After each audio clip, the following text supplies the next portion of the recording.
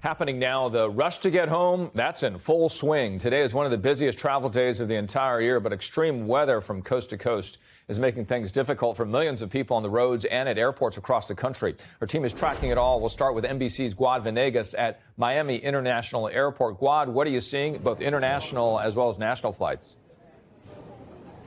Richard, well, travelers here in Miami are pretty lucky because the wait times have not been very long at Miami International. We've seen things flow.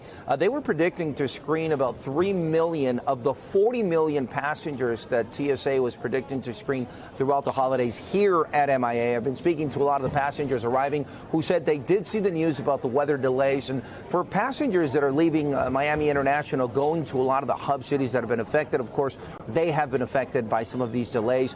These are passengers that have to get through Dallas, Atlanta, even passengers going through New York or Chicago, where we have seen some of those delays. Here's what some of the passengers told me earlier today when they were arriving at the airport. Well, I've heard some cancellations. They're going to be on the flights, but not every single one of them. But thank God our flight is not delayed. Thank God. Hopefully not. So far, so good. We got here a little later than we expected because we woke up at 10:30. We were supposed to be here at 11, but we got here just in time before our flight leaves. Now, the cities that passengers should be watching out for going into the weekend that could be affected by the weather. On the West Coast, we've got San Francisco, Portland, Seattle. On the East Coast, Atlanta, D.C., Philly, as well as New York, Boston, even Charlotte and Chicago. Also, we have what's called the misery map with delays. And as of now, it looks like Dallas-Fort Worth is the airport with the most delays that we've seen, followed by some delays in Denver, San Francisco, LAX, and Chicago. So a lot of the big hub airports, the big cities, experiencing these delays. As we expect the travelers to increase, TSA reported 2.7 million passengers screened yesterday, but the number is only expected to increase as we get into the New Year's Eve and then New Year's and, of course, the end of this holiday travel period. Richard. Juan Venegas, thank you so much. Let's bring in meteorologist Michelle Grossman. And Michelle, you and I were looking at that misery map earlier in the week. It seems like the misery is increasing, at least on this Friday. And if we look at that map very closely, there's also that big stuff, that blob that's moving towards the east. Yeah, hi there, Richard. Unfortunately, we are looking at some weather impacts today. We're going to see more weather impacts tomorrow through the weekend and then through the early next week. So let's take a look at the overall picture with radar, see what we're looking at right now, and then kind of what we're going to see in the next couple of days. West Coast remains very active. We have a series of storms that continue to parade onshore. We're looking at high surf, high winds, lower elevation rain, accumulating to 5 inches or more by the end of the weekend. High elevation snow accumulating to 3 feet or more in the Cascades and Northern Rockies.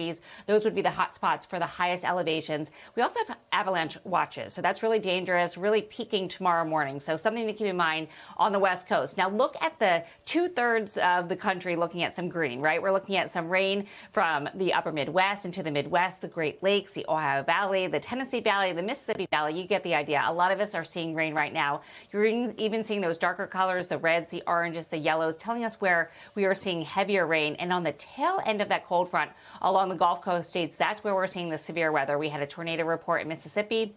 And we have a current tornado warning in parts of Alabama. So that is the story right now. And that is the story as we go throughout the rest of this Friday. We are looking at 3 million under the threat for severe weather. It's a marginal risk, but still could see some strong winds, could see a tornado or two. Again, we had some reports of that and some hail and some heavy rain.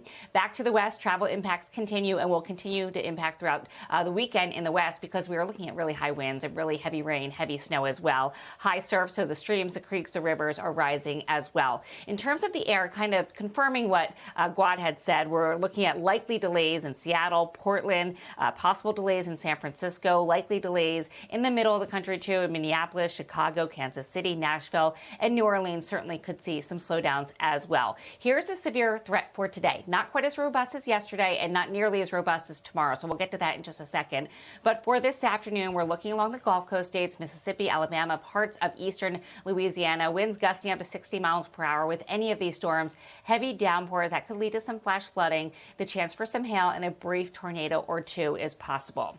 Now, as we go throughout tomorrow, this is what we really want to highlight. You need to have your tornado plan in place. We have a broader area 17 million people at risk now, and it's more dangerous in terms of the scale. So we're looking at an enhanced risk. That's where we're looking at that orange, where you see Jackson, Hattiesburg, Alexandria, Lake Charles, New Orleans could see some strong storms as well. Richard, these are nighttime or nocturnal storms as well. So the threat's going to start out in the afternoon. That daytime heating really gets the storms going.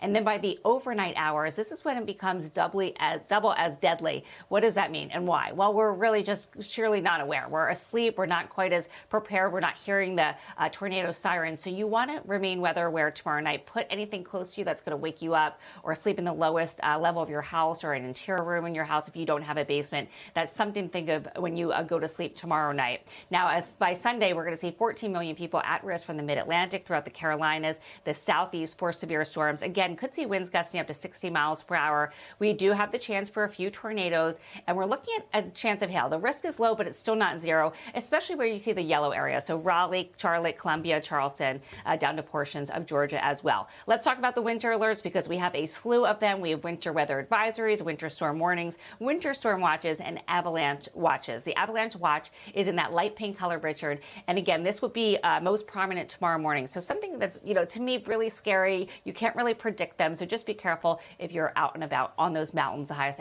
mountains tomorrow morning. Back to you. All right, a lot to watch. And Michelle, thanks for breaking that down. Guad Venegas as well. Thank you, Michelle.